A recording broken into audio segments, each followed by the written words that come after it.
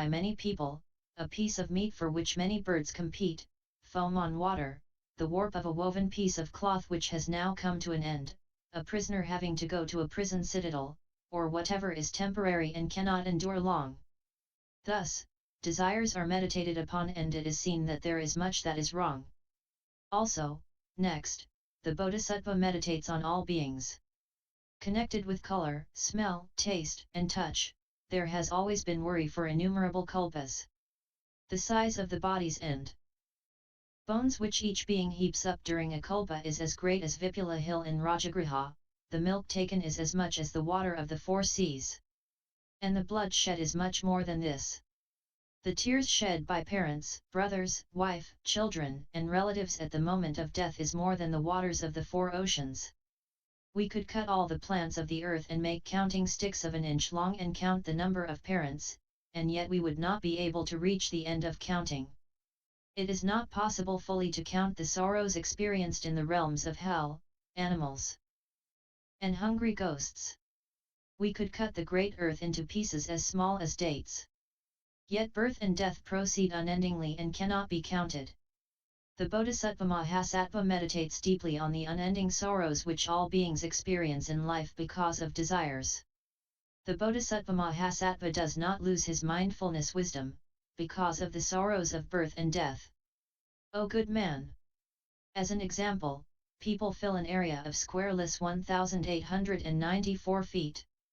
The king commands a minister, carry a pot full of oil. Go through the crowd, but do not let a drop fall to the ground.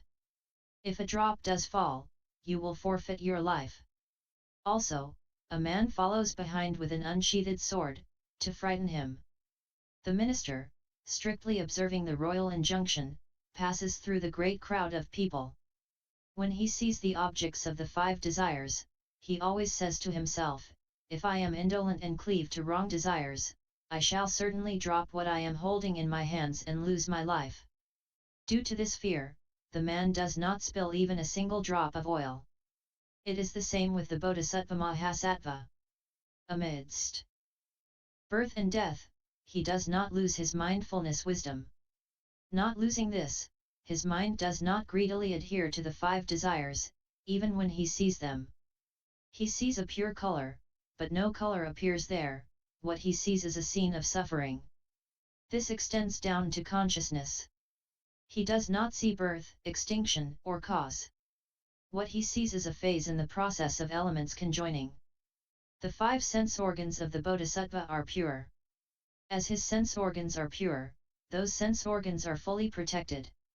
The sense organs of common mortals are not pure.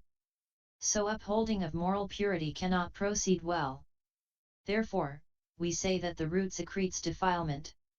With the Bodhisattva, such secretions are eternally done away with. So we speak of non-secretion. With the Tathagata, this secretion of defilement has been eternally excised. Hence, non-secretion. Also, next, O good man! There is a segregation of secretion. The Bodhisattva wishes to substantiate the Buddha realm of unsurpassed Amrita immortality and abandons evil secretions. How does he segregate them? He thoroughly practices the great Nirvana Sutra, writes, copies, upholds, recites and expounds it, and thinks over its meaning. This is segregation. Why? O good man!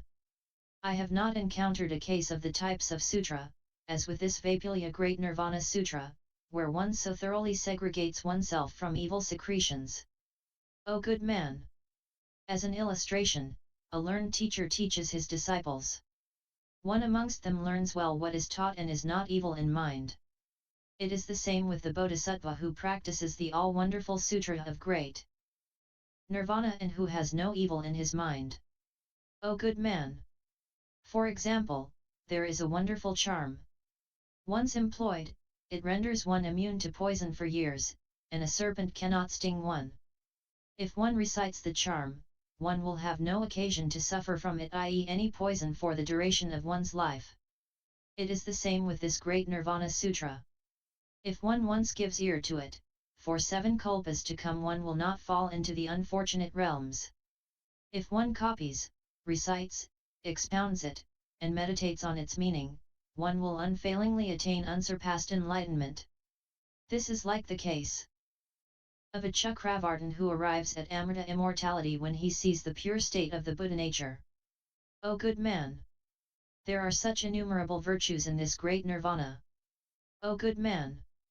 Anyone who copies, recites, expounds, and explains it to others, and meditates on the meaning is, you should know, my true disciple. And he follows my way well. This is what I see and what I pray for. Such a person clearly knows that I do not enter nirvana.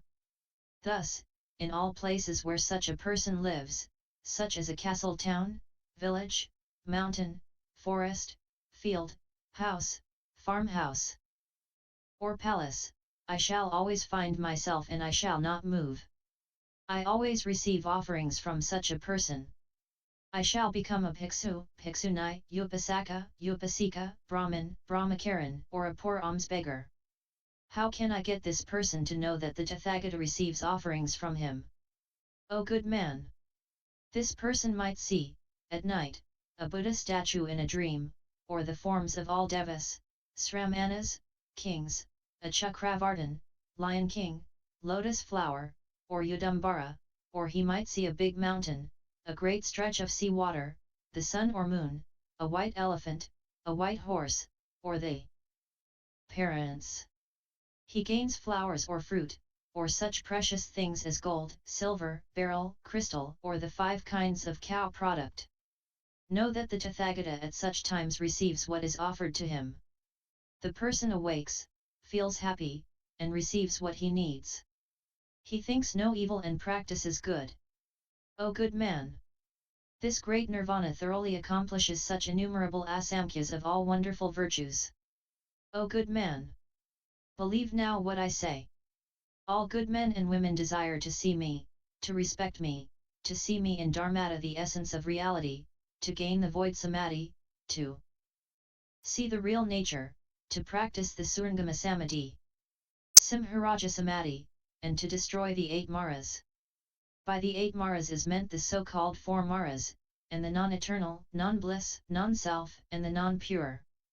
Any person who desires to be blessed with the bliss of heaven should go and befriend and associate with those who possess, copy, recite, explain to others, and meditate on the meaning of the great Nirvana Sutra, ask, make offerings, respect, praise, wash the hands and feet, set up the seat, have the 4 things well supplied, so that nothing is lacking. If such people come from far distant places, go yujanas and receive them. Because of this sutra, give whatever is precious and welcome any such people. If one does not have any such things to offer, sell yourself. Why? Because it is hard to encounter this sutra, much harder than encountering the Yudambara. O good man! I recall to myself, innumerable, boundless Nahudas of Kalpas past, when there was a world called Saha, there was a Buddha world honored one named Tathagata Shakyamuni, they alms deserving, the all-enlightened one, the all-accomplished one, the well-gone, the all-knower, the unsurpassed one, the best trainer, the teacher of gods and humans, and the Buddha world-honored one. For the sake of all people, he delivered the sermon of the great Nirvana Sutra. I, at that time, heard from a good friend that Buddha would, for the sake of all people, deliver the sermon of the great Nirvana Sutra. On hearing this, joy welled up within me. I desired to make offerings, but I was so poor that I could not offer anything. So I went round, intending to sell myself. But I was so sterile in my fortune that I could not sell, i.e. could not find a buyer. I was on my way home, when I met a man. I said, I intend to sell myself. Will you not buy me? The man said, I don't have anyone at home who can stand the work. If you can, I shall certainly buy you. I asked, what is this work which no one can stand? The man replied, I have a bad disease. A good doctor tells me that I have to take 3 liangs, i.e. a Chinese unit of weight of human flesh a day. If you can supply me with 3 liangs of human flesh every day, I shall give you 5 gold coins. On hearing this, I greatly rejoiced and said, "Give me the money, and in addition 7 days. Having done what I desire to do, I shall come back and do what I must do." The man said, "Not 7, but 1 day, to be clear." "O good man!" I then took the money, went back, went to the Buddha, prostrated myself on the ground, offered what I had and, later, with my whole heart, listened to this sutra. At that time I was dull. Though I heard this sutra, I could only uphold, i.e. remember, practice one gatha. The Tathagata enters nirvana, and eternally cuts off birth and death. If one listens with a full heart, one will gain unending bliss. Having gained this gatha, I went to the house of the sick person. "O good man!" I then daily gave him 3 liangs of flesh. Because of the virtue of meditating on the gatha, I had no pain.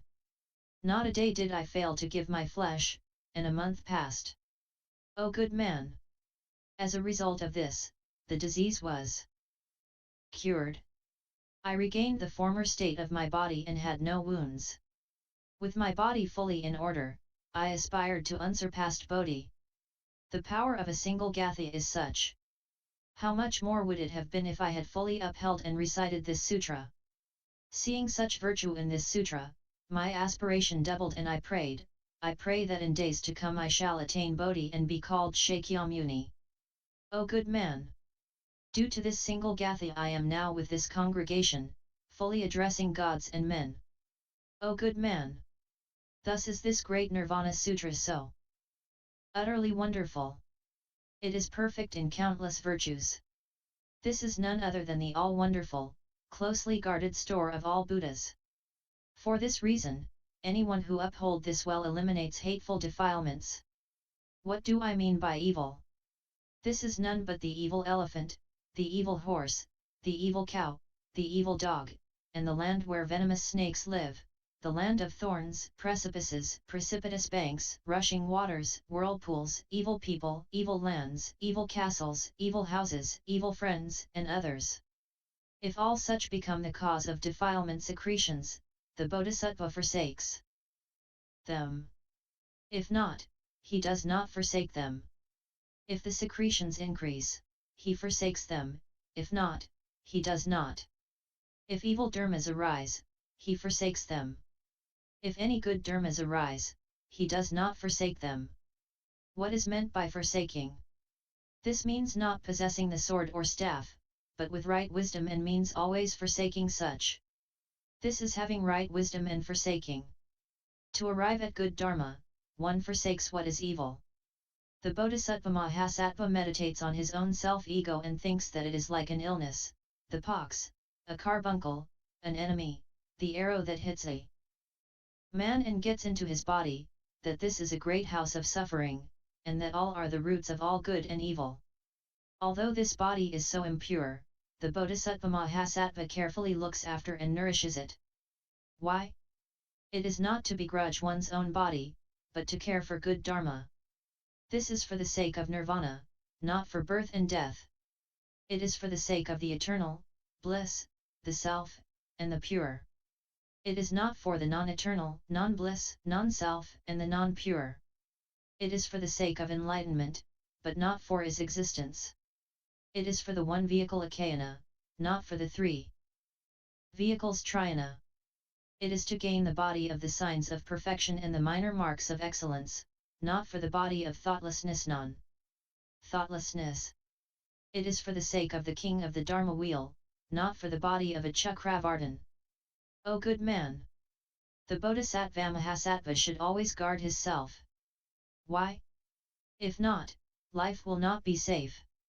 If life is not whole, he cannot copy, uphold, recite, explain widely to others, and meditate on the signification of this sutra. For this reason, the Bodhisattva must protect his own self well. That is why the Bodhisattva can truly segregate his own self from all evil secretions. O good man! One who desires to cross water takes care of the ship or raft. One who is traveling well looks after good horses. The farmer who cares for his seedlings attends to dung and manure. To protect oneself from scorpion poison, one takes care of venomous serpents. For the safety of man and treasure, one keeps candelas. To overcome robbers, one employs strong soldiers. One protects the fire when cold bears down upon one, and a leprous patient seeks poisonous medicine. It is the same with the Bodhisattva. He knows that this body is full of impurities. But to uphold the great Nirvana Sutra, he thoroughly aids and protects his body, and does not allow its strength to diminish. The Bodhisattva Mahasattva sees both the evil elephant and the evil friend as one and not two. Why so? Because both destroy one's own self. The Bodhisattva never fears the evil elephant, but fears the evil friend. Why? The evil elephant only harms the body, not the mind. The evil friend destroys both.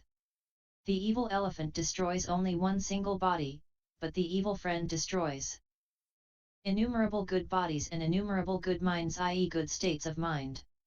The evil elephant only destroys the impure and foul-smelling body, but the friend who is bad destroys the pure body and the pure mind. This evil elephant only destroys this carnal body, but the friend who is bad destroys, i.e. makes one lose the Dharma body. Even when one is killed by an evil elephant, one does not fall into the three unfortunate realms. But when one is killed by a friend who is bad, one falls into the three unfortunate realms. The evil elephant is only the enemy of the carnal body, but the evil friend is the enemy of wonderful Dharma. For this reason, the Bodhisattva must always segregate himself from evil friends. The common mortal does not segregate himself from such secretions. So these secretions come about. As the Bodhisattva makes away with these, there is no secretion of defilement with him.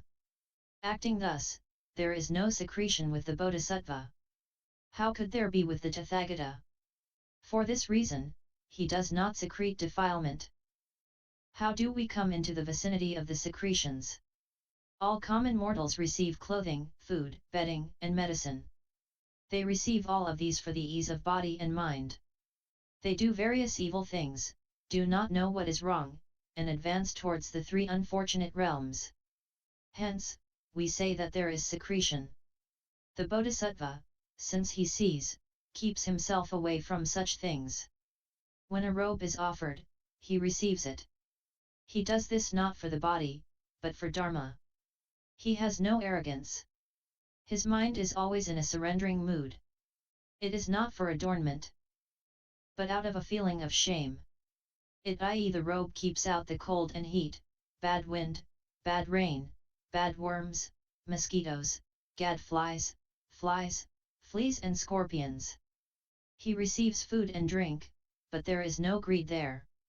He does this not for himself, but for the good of Dharma, not for the carnal body, but for the good of all beings, not out of pride, but for physical strength, not out of malignancy or to harm others, but out of hunger and to cure the pox.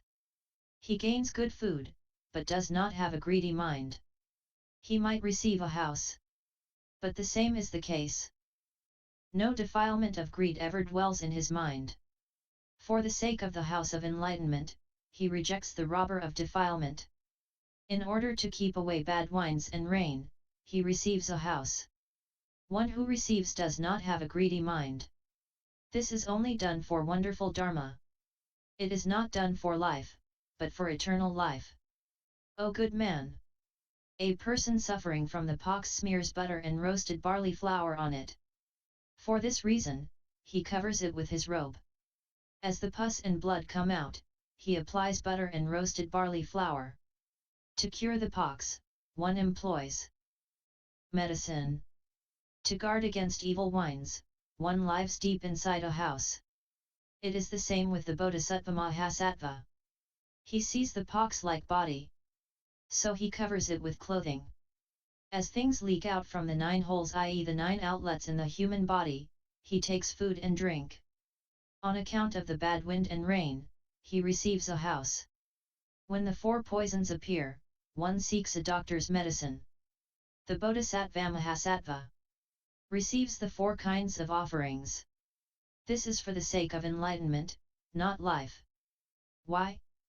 The Bodhisattva Mahasattva thinks, if I do not receive these four things, my body will wear out and will not be strong. If it is not strong enough, it cannot stand the suffering, and one cannot practice wonderful Dharma. If one can thoroughly bear down on the suffering, one can easily practice innumerable good things.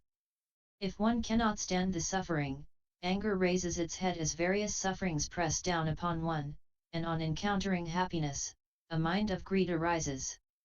One looks for happiness. If it does not come, ignorance raises its head.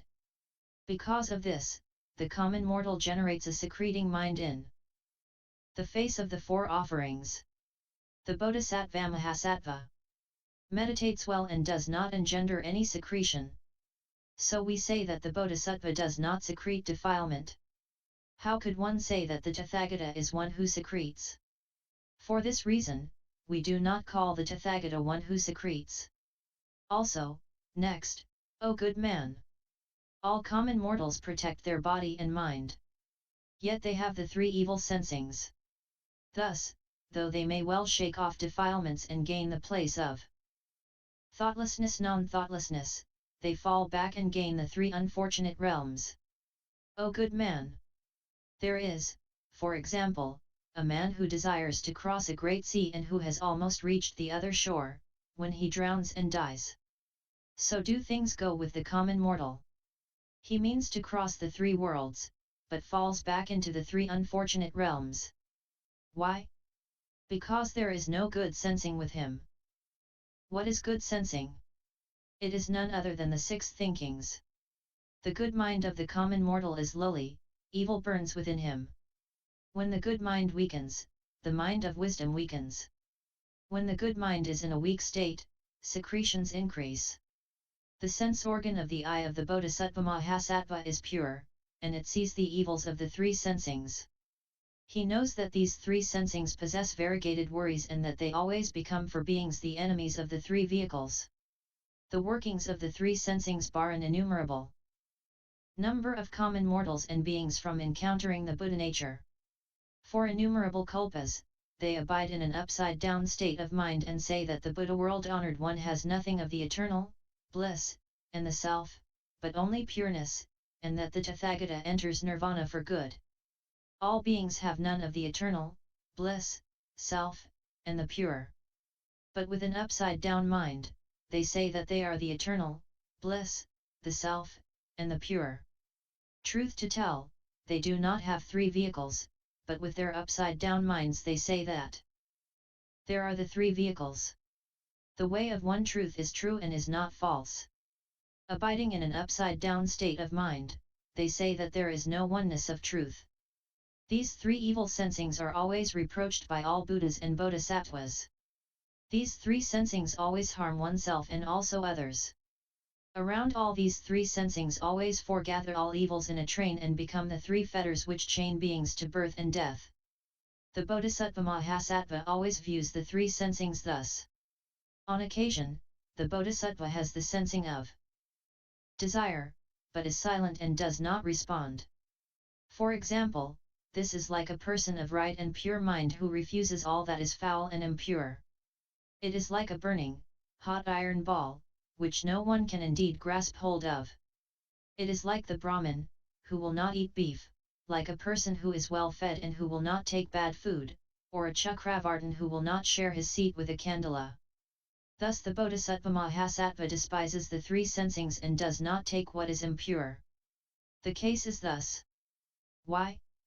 The Bodhisattva thinks, all beings know me to be a good field of wheel. How can I receive this evil thing? If I gain an evil sensing, I cannot be a field of wheel to beings. I myself do not say that I am a good field of wheel. But beings see me and say that I am so. If I expose myself to a bad sensing, this will cheat beings. In days past I repeated birth and death over innumerable kalpas in the three unfortunate realms because of cheating. If I receive the offerings of the faithful with an evil mind, all devas and the rishis with the five divine powers will know and reproach me. If I receive the offerings of the faithful, when I myself have evil sensings, this will cut short or annul the recompense due to the one who gives. If I receive the offerings of a Dhanapati, I will purchase regret. Like a loving child, all Dhanapatis always look up to me. How can I cheat them and buy regret? Why? Because this annuls or makes small the recompense. Or one might always say that one has renounced home. Now, the sramana must not do evil. If evil is done, there can be no priesthood. With no oneness, they are not sramanas.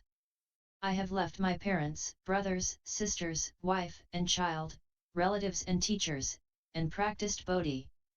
When one practices all the sensings, there can be no occasion to practice the non-good sensings. For example, a person goes into the sea to gain gems.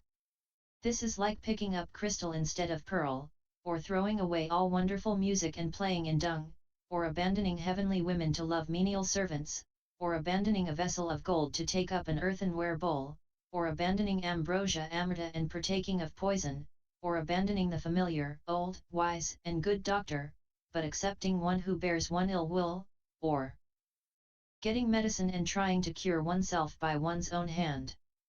The case is the same with me. Abandoning the ambrosial taste of Dharma of the great teacher, Tathagata world-honored one, I partake of various evil sensings from Mara. It is hard to be born a human. This can be compared to the coming into bloom of the Yudambara flower. But now I have gained it, i.e., the human state. It is hard to meet the Tathagata, but now I have met him. It is hard to see and hear the pristine treasure of Dharma, but I now hear it. This is like a blind tortoise chancing to hit the hole in a piece of floating wood. Life is much more fleeting than the rushing water of a mountain stream. One lives today, but one cannot be sure of the morrow. How can one abandon one's mind to what is wrong? The prime of life slips away as swiftly as a running horse. How can one depend on what is transient and be arrogant? It is like the situation where a devil sits in wait of a man's performing wrong actions. It is the same with the devils of the four great elements. These always come and try to seek out some fault with one. How can one give occasion to evil sensings? For example, this is as in the case of a crumbling house which is about to fall down. Life, too, is the same. How can one do evil? I am a sramana. What a sramana does is awaken good. If I awaken to non-good, how can I be called a sramana? I am one who has renounced the world. The world-fleeing sramana is one who follows the path of good. Should I now perform evil, how could I be called a world-fleeing sramana? I am now a true Brahmin. A Brahmin is one who practices pure actions. If I now commit impure acts and evil sensings, how can I be called a Brahmin? I am of the great clan of the Kshatriyas. The Kshatriyas defeat the enemy. If I now fail to defeat the enemies of evil, how can I be worthy of the name of Kshatriya? I am now a bhiksu. A bhiksu is a person who destroys defilement. If I cannot now destroy the evil sensing of defilement, how am I now worthy of the name of bhiksu? There are 6 things which it is difficult to encounter. I have now gained these. How can I allow the occasion to arise where evil sensings enter my mind? What are these 6? The first is that it is difficult to be born into the world where the Buddha is present. The second is that it is difficult to hear wonderful Dharma. The third is that it is difficult to call forth a fearing mind. The fourth is that one cannot easily gain birth in the middle country Madhyadesa. The fifth is that it is difficult to be born as a human. The sixth is that it is difficult to have perfect and complete sense organs. These 6 things are thus difficult to gain. And now I possess these. For this reason, I must not give occasion for evil sensings to arise. The Bodhisattva, then, practicing the great Nirvana Sutra, always meditates on all these evil minds, i.e. evil states of mind. All beings fail to see the ills of such evil minds. They thus gain the 3 sensings and so engender the secretions. The Bodhisattva sees these, does not cling to them, abandons them, and does not protect them. He allows the Noble Eightfold Path to push them away, to kill them and cut them off.